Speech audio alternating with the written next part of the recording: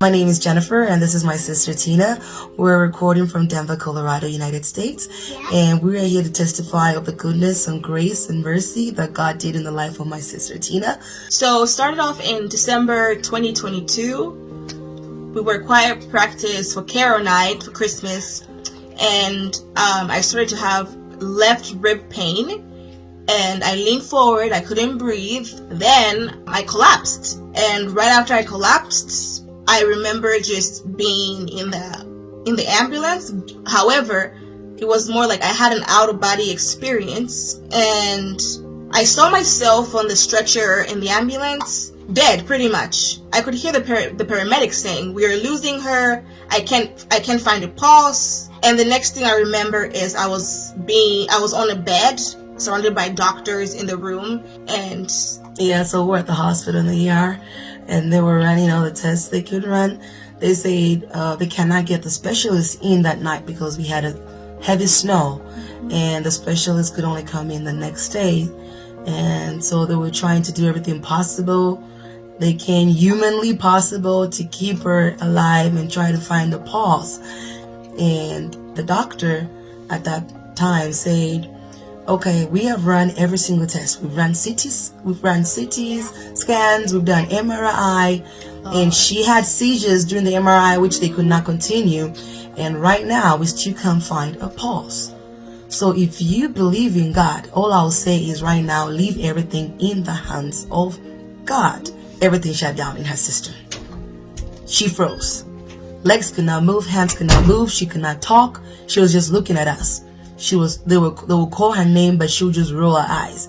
Again, they had to take her back to see what is going on, if it's something internal, if whether she has an internal bleeding, any clot from somewhere. They came back and told us all the results are negative. Everything looks good. We do not know what's going on.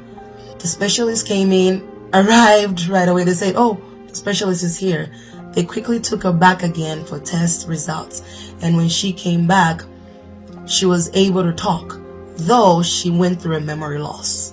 So they say because the seizures were not epileptic seizures, they were non-epileptic seizures, meaning the seizures that she was having, what was causing those seizures was the trauma and stress that she had gone through, and that's why those seizures were happening.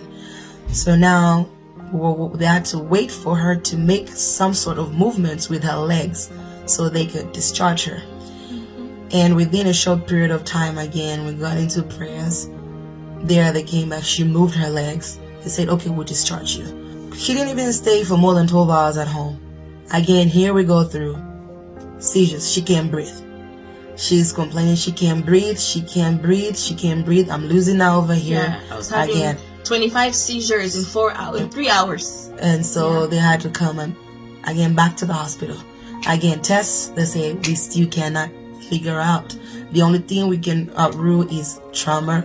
It's gonna be back home with medication. Medication that she took, it still didn't work. So I'm not epileptic, so it's not gonna work anymore. I became like a crazy person. I could literally slap anybody. I was not talking to anybody unless you're in my immediate family or with me in the hospital at the time.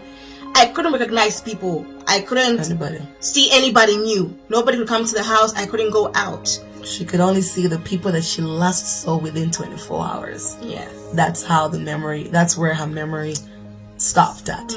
It had to be the same faces she saw 24 hours ago.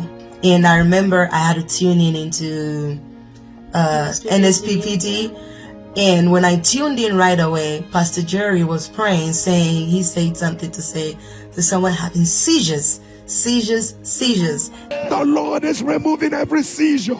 The Lord is removing every seizure. And I tapped onto that. I said, "God, yes, my sister." They're running tests again. Now they said, "Oh, we've just come up with something.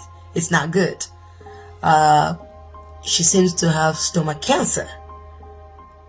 And it's not looking good. It's going to spread rapidly. So we need to schedule another separate appointment for her to go see another specialist so they can tell us the next step."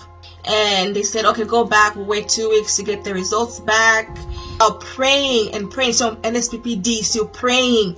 And then finally I got a message back, an email back from the doctor saying, we don't see cancer, stomach cancer.